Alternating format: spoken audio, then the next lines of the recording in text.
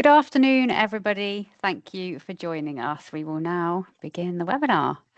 So we are really delighted to see you all today. Thank you for joining Nexus Presents Cyber Survival.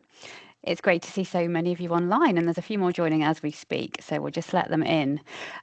Really good to see how many of you are ready to learn about how to better protect your business in this ever-changing cyber landscape.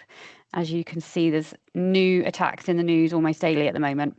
So we have got a packed agenda, and we'll be kicking off in just a moment. Before we begin, a few quick housekeeping notes. So there will be a Q&A at the end. We've left time for that. Please feel free to put your questions in throughout the session. You can drop them in the Q&A part of the webinar at any point, and we'll cover off as many as we can at the end. There's going to be 2 polls today throughout the webinar. You'll see them pop up throughout, and we'd love your input. So please do answer those, and we'll share the results live. And we are recording today's session. So after the webinar, we'll send you a link so you can rewatch it or share it with your colleagues who might not be able to make it today. Okay, that's it. Let's get started. I'm really delighted to hand you over to our Head of Technical, Andrew Joy, who'll be taking us through today's session.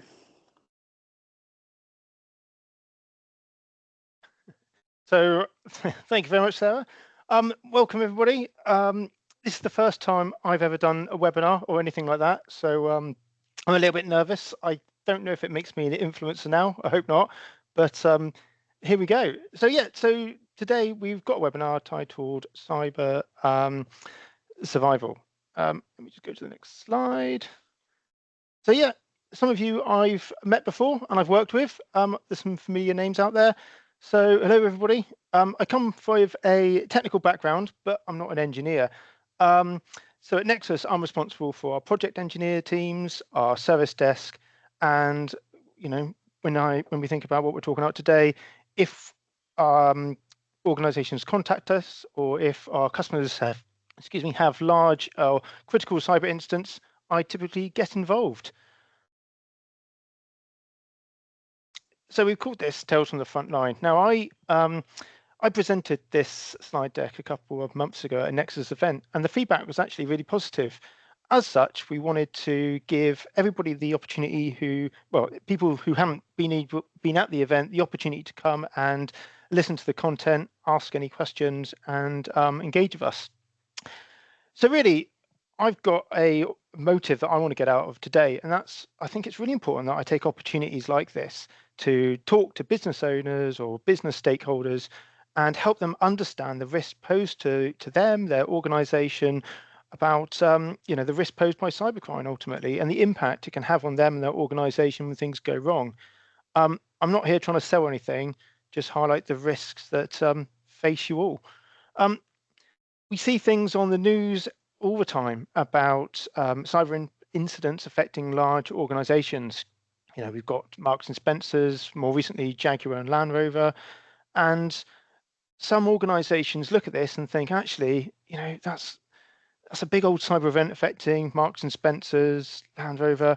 That's not us. We're not really a target. And my objective today is to say, unfortunately, you are a target. We've got criminals calling our parents right now to try and con them out of money, and your business has got a lot more resources available to criminals than just your parents. Well, in most cases, that's the case anyway. So you are definitely a target. Now, the way I kind of deliver this message or kind of get people on that path in terms of you are a risk is to take today to talk about the real stories that we've got at Nexus when we've dealt with such incidents for local organizations. So over the last 12 months, we've got some stories we want to share and really explain what it meant to those organizations, the impact it had to them, the stress that was involved, the financial impact it had, the impact to their brand as well.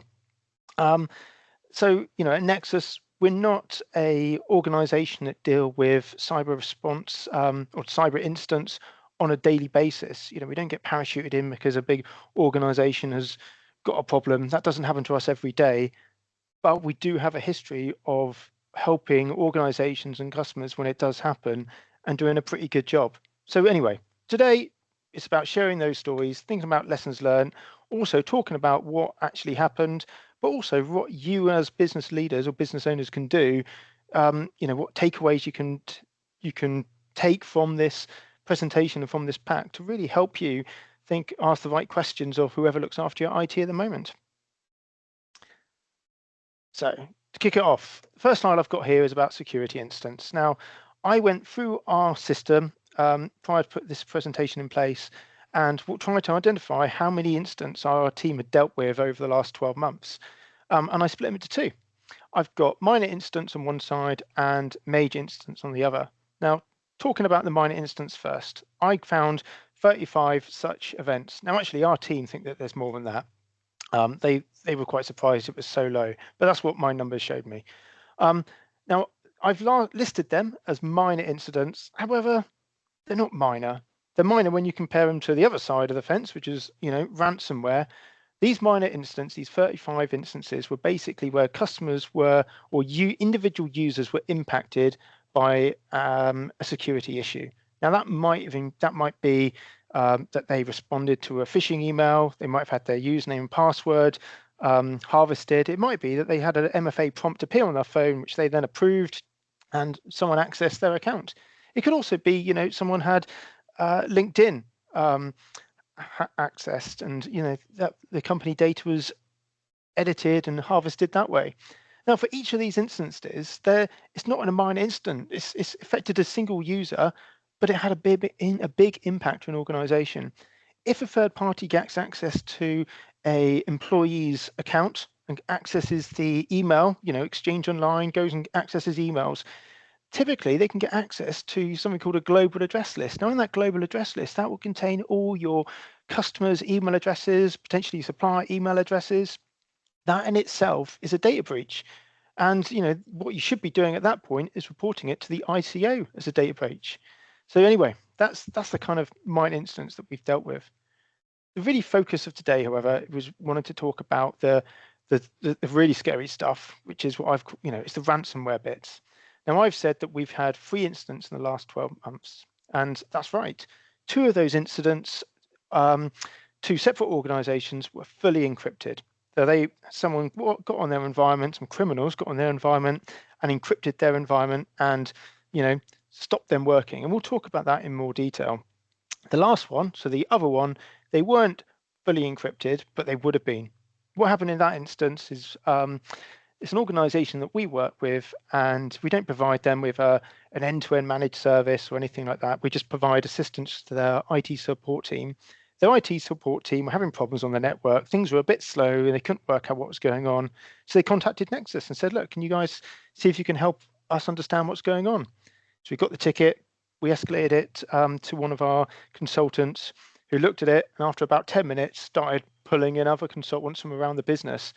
And it turned out that there were bad actors or criminals on their network right then.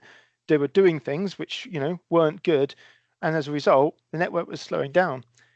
We got involved and we worked with the organization and stopped anything much worse from happening. The feeling was that if we hadn't been involved when we were involved in that afternoon, the next morning when the IT team came to work, switched their computers on, everything would have been encrypted. So it does happen. They're the kind of security incidents. What I would say is this is me producing some stats and some numbers about the last 12 months. We've been contacted out of the blue over the years with customers that have had ransomware affecting them. We've had schools that have contacted us because they've been ransomware and they don't know what to do. We've had other organizations who are, they're panicking and the IT can't cope because they don't know what they're doing. And again, these are pretty much local organizations. So again, this is something which I think everybody needs to be taking seriously. Now, before we get into the kind of the meat of the conversation, we've got a poll. So the question that hopefully everyone's got on the side of their screen is, how confident are you that your business could recover quickly from a cyber attack? Now, you've got a few options.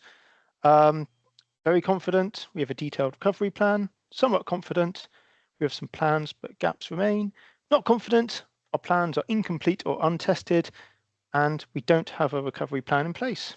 So if you could all take some time and just enter it here. I believe it's all anonymized, so you don't need to worry about the information you're giving. And then once we've got that, we can have a little talk about what we think that means. I can see, I'm looking at my colleague's screen, I can see we've got quite a few responses, and the vast majority seem to be, not confident. Our plans are incomplete and untested. To be fair, I was talking about this before this meeting, and I kind of expected that would be the case. So it's, that's not, that's, I don't want to say it's good, but it's expected. So you're in company there. We might be able to talk about that in your Q&A, but we've got a lot of slides coming up, and like I say, some of it is talking about what you can do next. So hopefully there's some hope, give you a bit of clarity on what to do.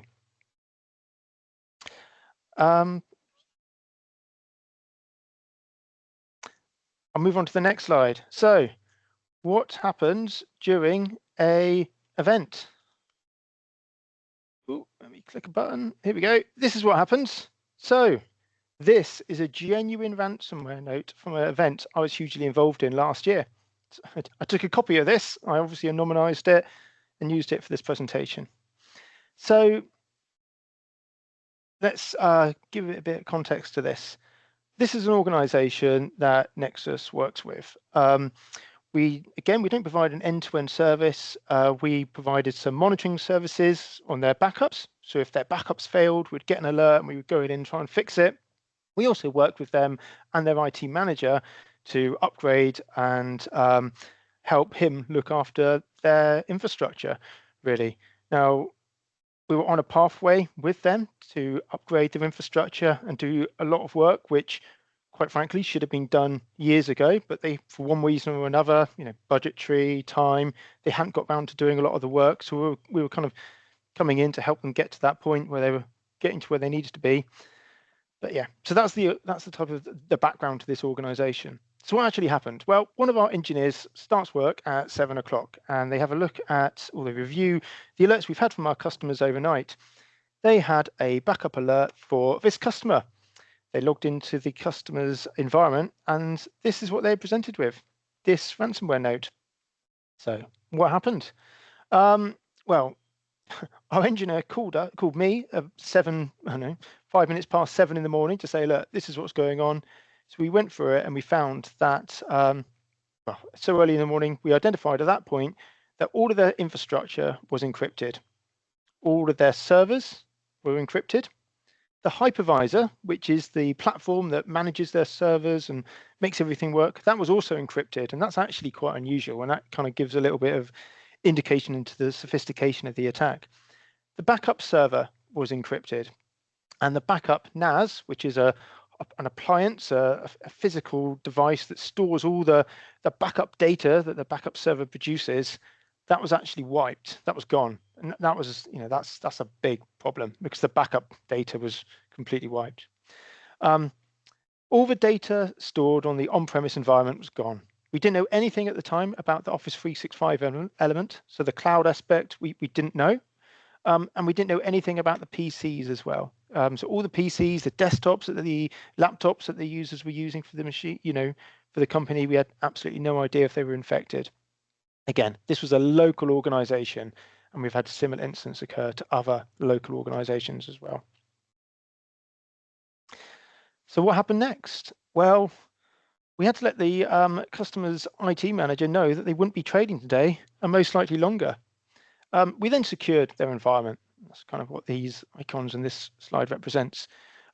This means switching everything off. We don't know what's infected. We need to basically stop anything from spreading, take stock, regroup, and work out what to do next. So we switched everything off. We stopped all cloud connections. So all the connections to the to emails or SharePoint, all of that was, you couldn't connect to it. No one could connect to it. No one could access it, which basically meant no one could get any emails. No one could reply to any emails, receive anything. The business was pretty much dead. At this point, I was driving into the office about, 7:30, where I'd pretty much just brushed my teeth and thrown some clothes on, got in the car, and I was on my phone talking to the engineer on the hands-free set. I remember him telling me all this kind of stuff. And what he did say is that they've switched everything off. We're kind of containing it. We're waking up people within Nexus. Their IT manager, he'd also disappeared. He'd got in his car because he thought he might have an old backup somewhere, and he was going to go and have a look for it. Now, I'm not going to lie, when I was driving into work and all this was kind of coming out with their backup data wiped as well, I honestly thought their business was gone. I thought everything was unrecoverable. And so yeah, that's the kind of response. This is the hard face of what happens. So this here is another quote you've got. I never thought in a million years this would happen to us. This isn't the well, this is a quote from managing director of a different company who was hacked, not the one I was describing earlier. This company and this managing director I'd been working with for years, and I'd sat down in meetings with him and his team and the people at Nexus, his account manager at Nexus and all that. And we've been telling them for years that they needed to invest in their environment, invest in some security solutions, put some firewalls in place. And we talked about this for a long time, but in the end he said, no, I don't want to do it. I don't want to put the investment in. I don't want to spend the money. I don't think I'm a target. Yet, all of a sudden when it happened, he was absolutely shocked. And this is, I think, is a problem that we have. And it might be something that we need to be better at doing at Nexus. But part of, again, this is why I'm trying to have this talk to you all today, is about highlighting the risk and actually trying to hit home that the risk is real. A few weeks ago, we were talking to another client about security IT solutions, and they turned back and said, look, we see the Marks and Spencers, we see everything that's going on, but we've actually got pretty good cyber insurance. We don't think our risk profile is okay. We're not a risk. So even now, with all the stuff that's going on, we still get that coming back to us quite a bit. What is important to know is that cybercrime is booming. It's actually a $10 trillion industry. That's what it's estimated to be this year. Now, that industry is made up of hackers, it's made up of organized crime, and it's made up of rogue states. Often when I go to conferences, some in this country, some in other countries, we're always told now that it's a case of when there's going to be a cyber incident affecting a organization, it's not if. So it's going to happen to you all. It's just the extent that it's going to happen to. That's what you need to be able to control. The organized crime people who are trying to attack you right now, they're like businesses in their own right. They've got their operational teams. They've got customer services teams. So when you hacked, you phone up and speak to their customer services departments. They've got TVs on the walls that talk about or display how much money they've stolen from people so far that month and how they're doing against target. Are they on target? That's genuinely how they work, and it's a scary place. It's not good.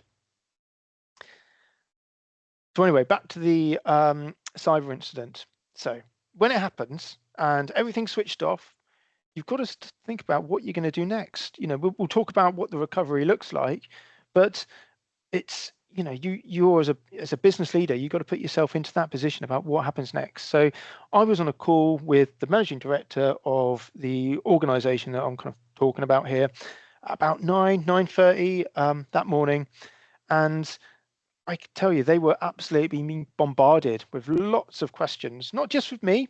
I mean, we on the call with myself was Nexus engineers, their account manager at Nexus, their IT manager internally.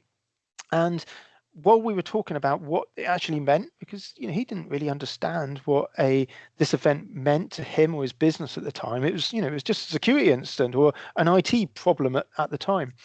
He was being people coming up to him. You could hear it in the background. His team were coming up and saying, right, what do we say to our customers, or what do I say to our staff? And these are the things you need to think about. Do you send your staff home? Do you need to speak to the press? Do you want to pay the ransom? Now, that's an important question. I mean, I would at Nexus and the security firms we deal with, we would say no, we don't recommend it. But actually, there's an important caveat to make there. We wouldn't recommend it, but it's your decision. So when an incident like this occurs, it's your incident, it's your business. You've got to be the person who makes the decision. We've got people like Nexus, or if you've got your own IT teams, they can help you make a decision, and you might have other IT or experts come in to help guide you, but you're the one who's got to make the decision. Do you want to pay the ransom? Do you want to report the incident to the police? Do you want to report it to Action Fraud? You probably should do, but again, do you have to? Do you want to report it to your insurance provider? If they do, they may well appoint a third-party instant responder to help recover the service, which actually in itself is a good thing, but it does have a few challenges as well, which we'll talk to. Now, in this instance, the IT manager had come back with a little disk of backups, and he said, "Look, I've got this. It may help." We at the time we had no idea if this data that he had on this disk was viable. It was backup data. Did it work? How far back did it go? All the rest of it. So the question one then was, do you want to restore? Do you want to start looking at recovering the service, or do you want to involve your insurance company first? Now, there was an important question here, because when you involve an insurance company, if they do appoint a third-party IT, at that point, they can start to dictate how they think you should react to a incident. And depending on how you react, according to their advice, you can do whatever you want, but it may affect any kind of insurance claim that you make in the future. Now, we have incidents in the past of about 4 years ago, there was an organization who were hacked, and we were involved. We provided a backup solution to them. And the backup was all there, and it was all fine. And we'll probably talk about them in another couple of slides. But the insurance company came, or the appointed incident responder came along and said, "Right, everything's been turned off. We need to run some scans, and these scans are going to take 2 or 3 days to complete. And once you've got these scans, then we can start doing some forensics. But really, by the time we've finished all the forensics, you're not going to have any kind of thing working for about a month, because it's going to take that long to complete the forensic analysis." So this company turned around and said, "Well, we need to process payroll, and it's not just our company. The way in which they worked, they're responsible for payroll for it was around 30,000 other people, and we need to process payroll in a couple of days." So in the end, they worked with the company. They worked with Nexus. They worked with the insurance people. Worked with, as a group, we got it going. They had to wait for their scans to complete, which takes a couple of days, and it was a race against time for those scans to complete before we were able to get agreement to process payroll in an isolated environment just for that one activity. And they managed to do it, but like I say, it was a race against time, and it was a very stressful situation. Now, in this example, going back to what I'm talking about, the managing director turned around and said, "Look, if I don't have services working tomorrow, I don't have a business. So I haven't even called my cyber insurance people. I'll do that now, but I want you just to do whatever you need to do. I don't want any appointed person from the insurance people coming in and putting delays in, because if I'm not going tomorrow, I'm gone. There's no point. So do what you need to do." So basically, we'll talk about it, but we flattened the environment and started the restore. So these guys went ahead without any data forensics. So what did that mean? Well, prior to starting recovery, you need to look at your cyber insurance. I've kind of covered this, but if you've got cyber insurance, they might appoint a third-party person. Data forensics. How long is it until you need to be working again? I think one of the questions we might have at some point, or in the Q&A, is how long can you function as a business without your IT? And actually, it's an interesting question. Some customers that we know think that they'll be fine because a lot of what they do is manual. But when you start digging into it, it might be quite problematic. I don't know. But I think it's a question you need to take away and ask yourself. And lastly, backups. When we were working with this organization that were hacked, and they had all the data was encrypted and everything, the IT manager came back, I said, and he had he had a backup disk, and we said to them, "Right, how far back do you want to go in your backups?" He said, "Oh, can we go back yesterday?" We said, "Well, we can try. We can go back to the latest possible one, but the security services and security solutions you had in place didn't pick anything up." So that's a worry. People were on your environment, they hacked it, and there was no alerting, nothing automatically stopped it. So what you had in place wasn't up to job. Sometimes, often, who knows, it's not unknown for cyber criminals to be on the customer's environment or an organization's environment for days or weeks, potentially even months before they press the encrypt button. And the reason they do that is it ruins the sanctity. I don't know. It ruins how good the backups are, because if you would go back the next day, well, they've still got access to your environment because they've installed the little things that they need to access. They've, everything's ready for them just to encrypt everything again. So do you go back the next day, or how far back do you want to go? The further back you go, you minimize the risk of those backups being corrupted or affected by the intruders. Or do you just go back, could you go back to yesterday and just take your chances? Now, this client, they went, "Oh, well, I don't know how far back to go. We weren't really able to offer them any hope, any advice." So he went back 2 days and said, "Look, if 2 days I can cope. If I lose 2 days worth of data, then I can deal with that. But any further back than that, again, it's like, do I really have a viable business?" But again, this is about why this is the kind of decisions that you might need to make as a business owner.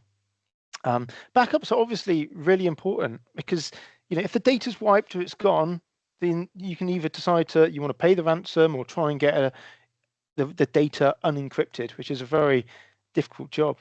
There's an organization that we also dealt with who were hacked before.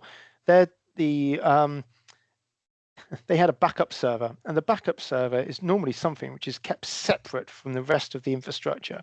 Now, in the IT, you call it's not a domain joined machine, which means that if you've got an attacker and they've got access to your environment, it's not good, but everything is separate. They shouldn't have access to the backup server and all that information. Well, in this instance, and this is, like I say, going back a couple more years, a hacker got onto a customer's environment. They looked around and found that the IT manager had kept the username and password for the backup server on a notepad on one of the folders of their servers somewhere. So they found that, accessed the backup server, logged in, pressed delete, deleted all the backups, or so they thought. The backup solutions these days, there's something called immutable backups, which basically meant that even though the backups showed as being deleted and showed that it was gone as far as the attackers were concerned, or actually even if our internal IT deleted anything by mistake, in reality, it isn't. It's actually saved somewhere off-site. It's still there. And that's what saved this other company. So making sure backups and the type of backups you've got is really important. Anyway, so recovery.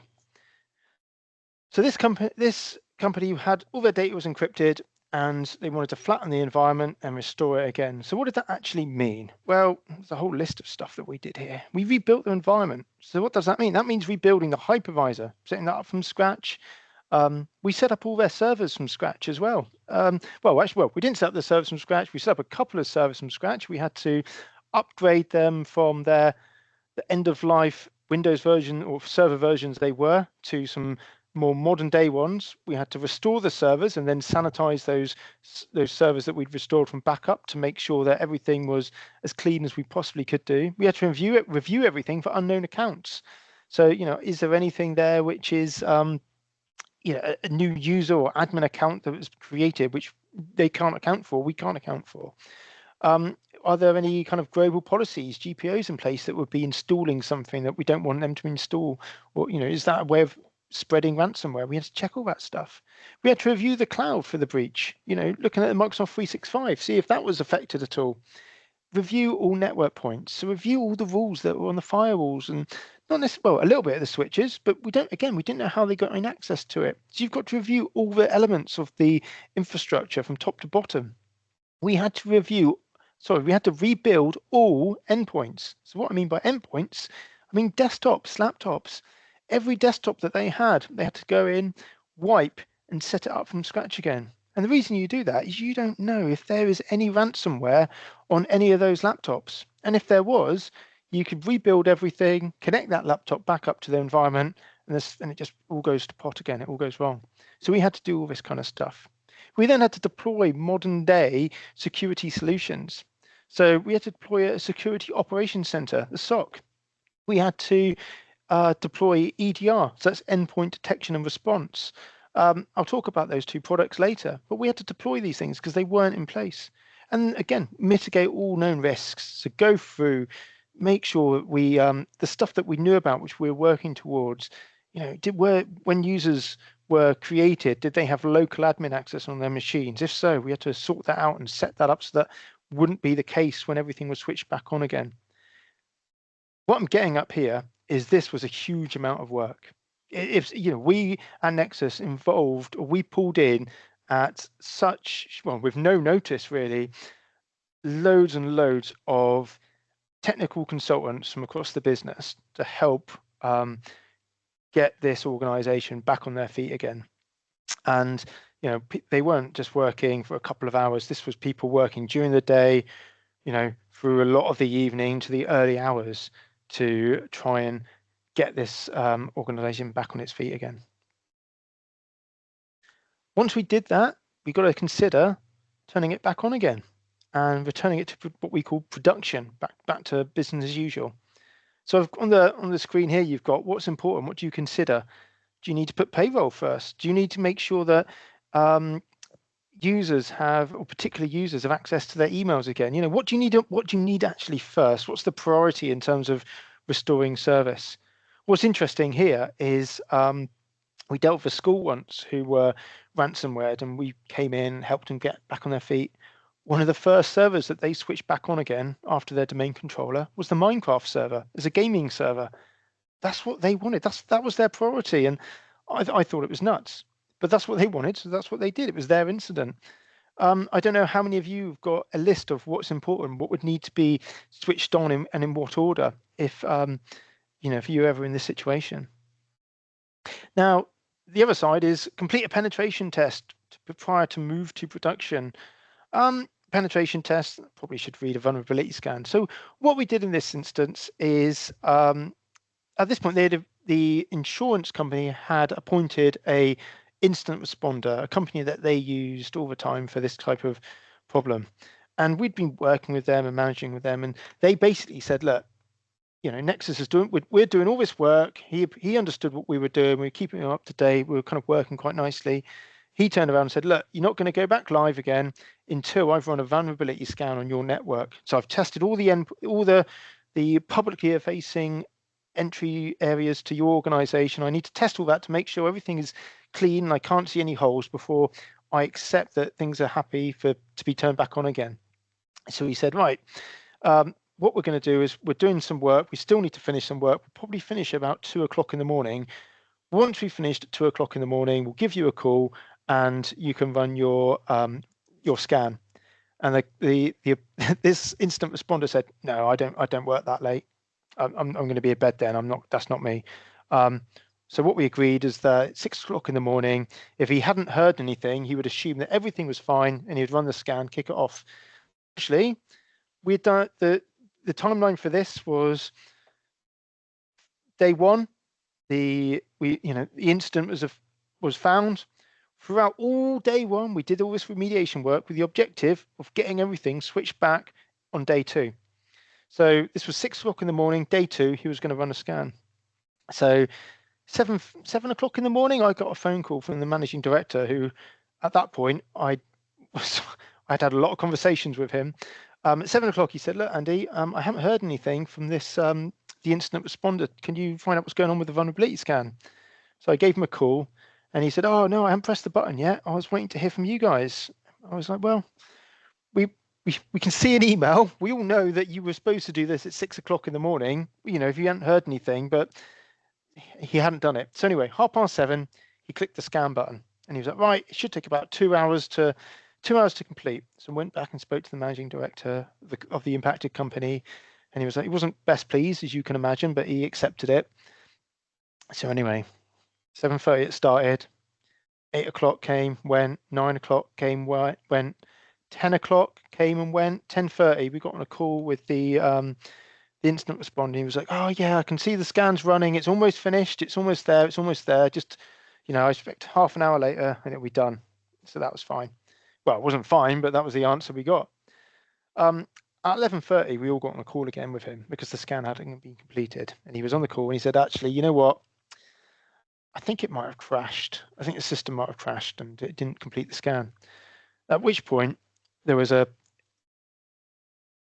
Nexus, we're quite used to managing suppliers and other organizations. And I think after we were able to put him on the spot and ask some questions, it turns out that the scan had pretty much completed. It just hadn't done the last bit.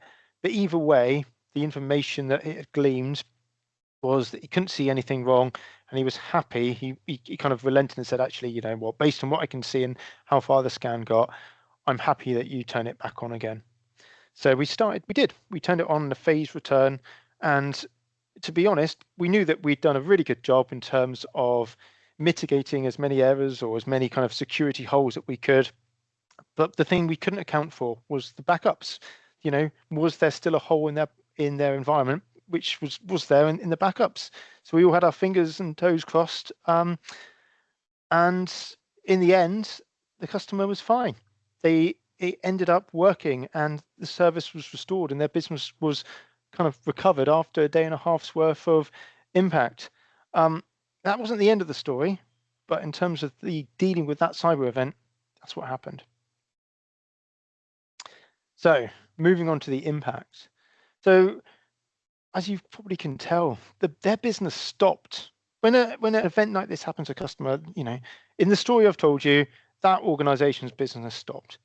The other company that was affected by ransomware in the last 12 months, their business stopped. That's what happens. No one can log in. No one could do anything. You've got to think about what that means.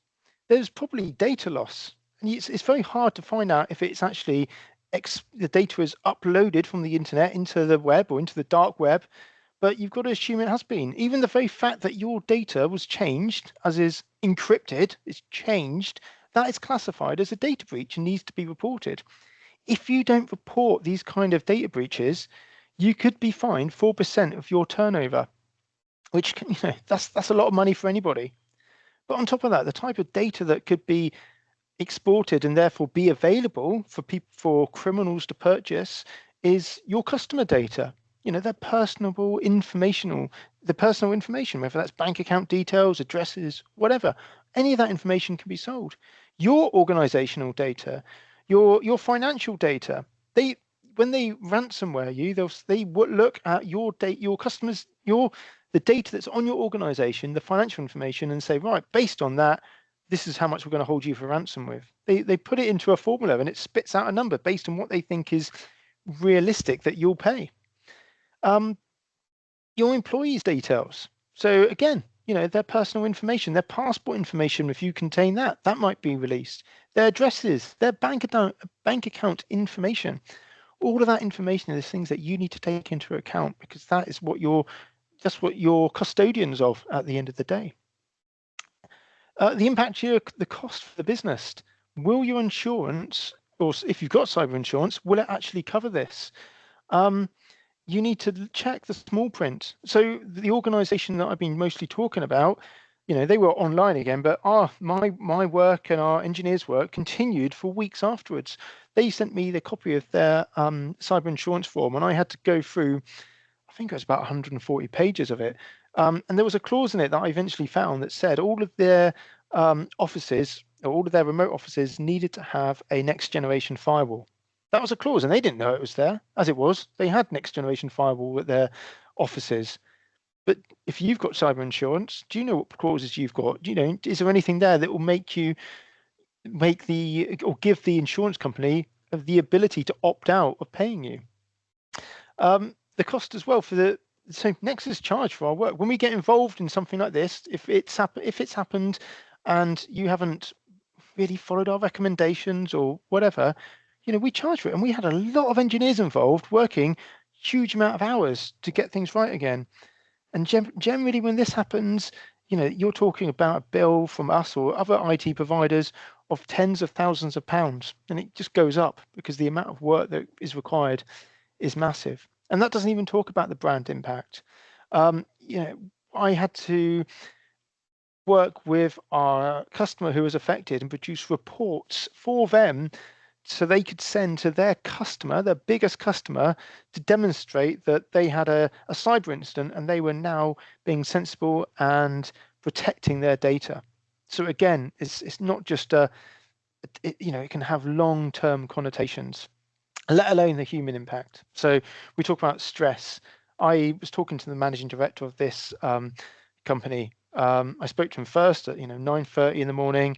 At 2 o'clock, he called me back up again. We'd had sort of multiple conversations during the day. He phoned me up and basically said, "Look, Andrew, I need to ask you a question." He said, "This morning when I was talking to you, I just thought it was a computer incident that we were going to resolve. Now it's hit home. So I understand what's happening now. And do I still have a business?" He literally asked me that question.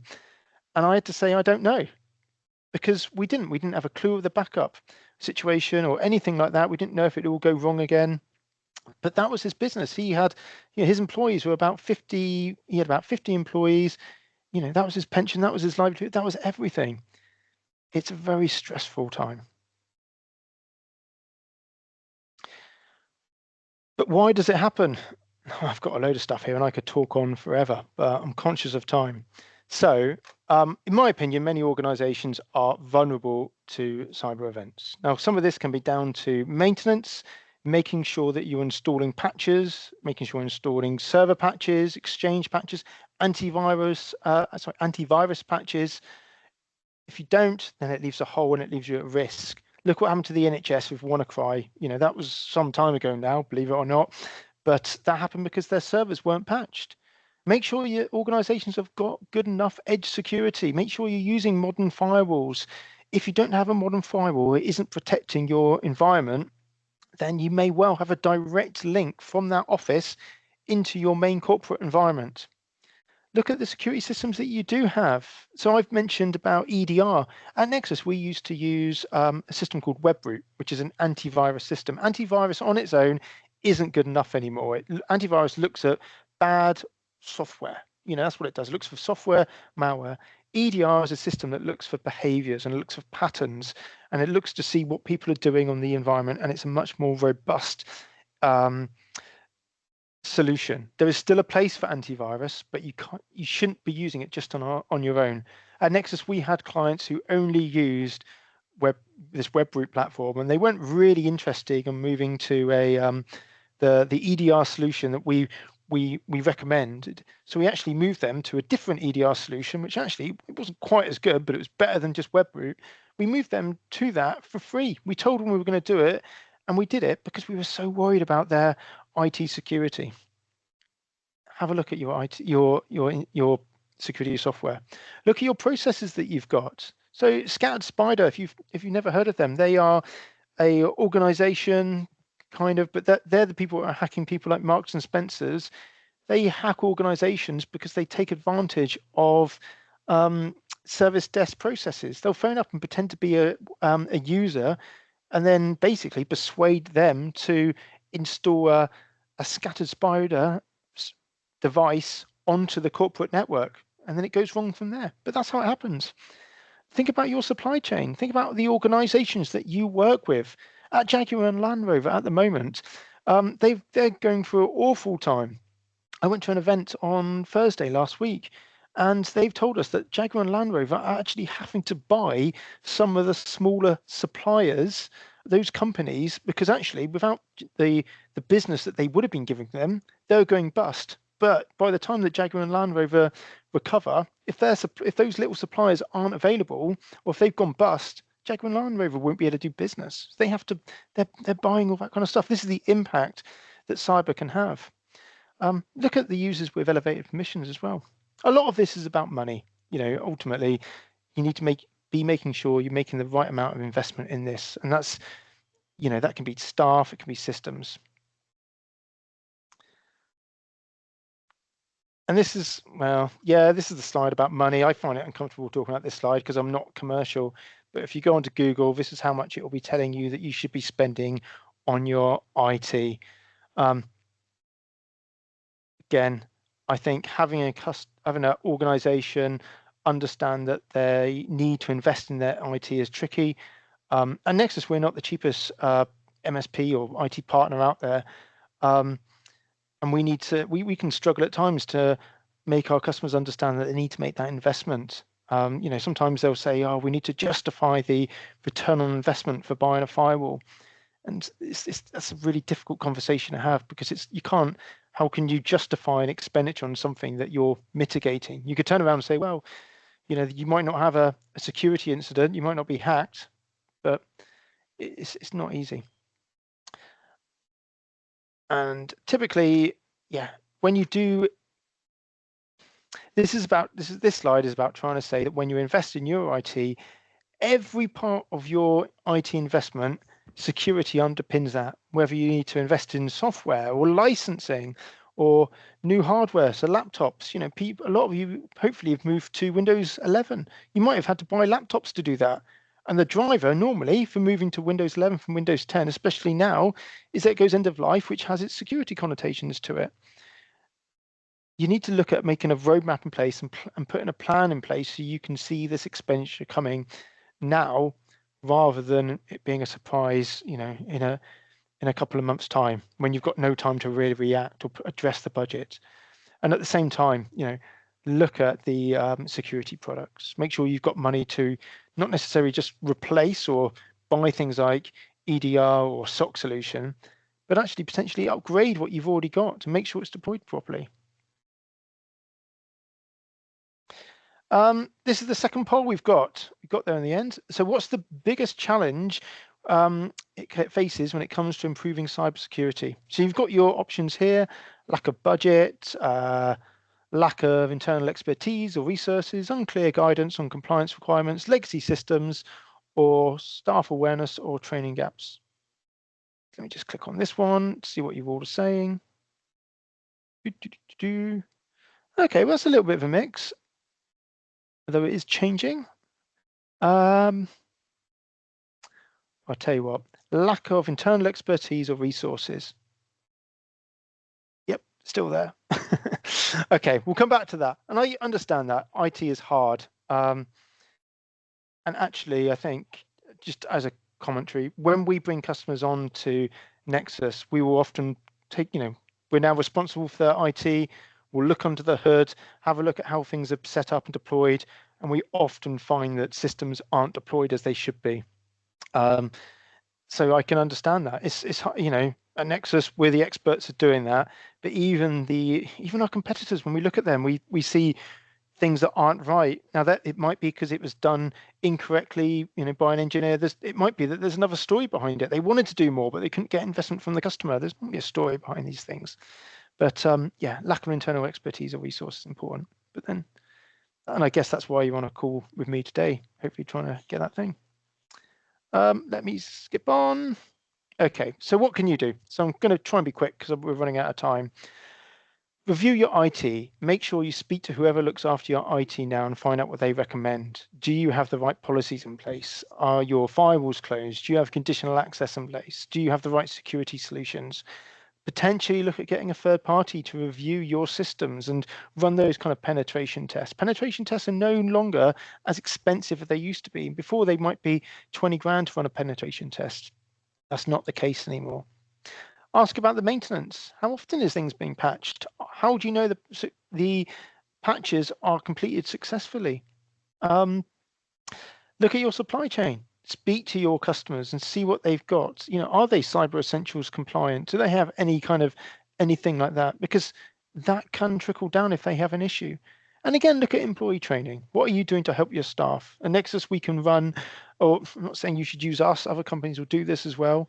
But you can run pretend phishing campaigns, which is all about helping your staff ultimately learn and get them more aware that they might get emails which look a little bit dodgy. If they get a dodgy email, how do they report it? Look at and here you go. What more can you do? Look at your roadmap. Look at your certifications that you have. Make sure that you've got a plan in place to upgrade or replace the legacy solutions or systems, or even the systems that are going to be going end of life. Everything's going to be going end of life at some point. And also, look at your running a tabletop exercise. A tabletop exercise is where you get the senior members of the business in a room and you talk through a scenario and say, look, this is what's happened. What are you going to do? but you need to get the right people in the room. You need to get the decision makers in the room. And often when we've run these before, they'll say, "Oh, I'll call Nexus." Okay, well, what's the number? How do you know the number? It's on my phone. Okay, well, your phones might be switched off. If it's not there, where's where's the cyber insurance document? Oh, it's on our system. Okay, well, can't get it. How else can you get it? It allows you to explore and come across those challenges that you may not even realize that you had. And again, just make sure you've got a DR plan. Make sure that you've got backups. Maybe you've got replication of your servers, but at least what do you do when it goes wrong? Have you got a plan in place, and who do you speak to? Oh my goodness, I've actually gone a lot slower than I think Sarah was hoping. But anyway, we've finally come to the question and answers. So I believe you've got the opportunity now to answer some questions and answers here. I'll hand over to Sarah. Thank you, Andy. That's awesome. Lots of information there. So please post your questions in the Q&A box. We did have one that came through earlier, which I'm just going to pose to you now, actually, Andrew. But the question was, I guess, what was the biggest couple of takeaways, lessons that you've learned as your position in Nexus following these incidents? What's the kind of big things you can give people? So within Nexus, we've looked at the lessons learned. We looked at how we respond to incidents like that, and we've actually put a process in place here. So because we don't think that's going to be the last time we deal with it, we know it's not. We're going to get more organizations that contact us, or even hopefully not, but even customers that may contact us having those kind of events. So we put a proper process in place that says, right, this is what we should be doing, and we've kind of got a battle plan in place that talks about the different stages and role and phases. We've given people certain roles, and we've talked about communication plans as well.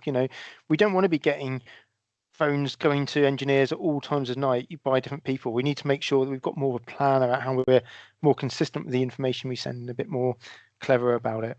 And the last lessons learned, I think, as well, was I've already talked about the insurance-appointed incident responders. I've got a load of horror stories about that I don't really have time to talk about, but I think people need to be very mindful. Cyber insurance, I think, is really important, but you need to be very mindful that you're inviting another organization into your incident, really, which have the right intentions, but their goals may be different from yours. I need to be back running tomorrow might be very at odds of what they would be expecting to deliver as well. And I think it's having those conversations. If you have an incident and you get someone appointed to help you, you just need to be very aware of how you help or how you manage that kind of response from those appointed persons.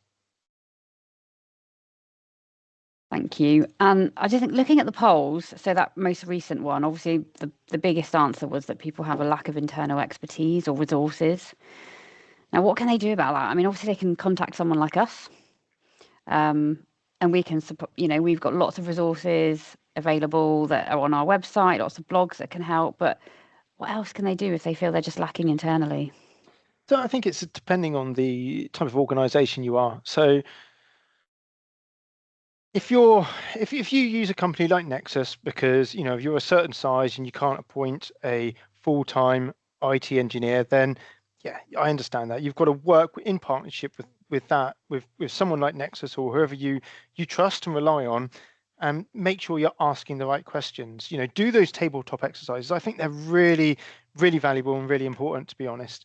If you're of a larger organization, you've got IT staff internally, make sure you're having the right conversations. So actually, if you've got an IT person coming to you and saying, oh, I need to upgrade this server because it's going end of life, and the managing director or the finance director is saying, oh, well, can it wait? Can it wait a couple of months because money's tight?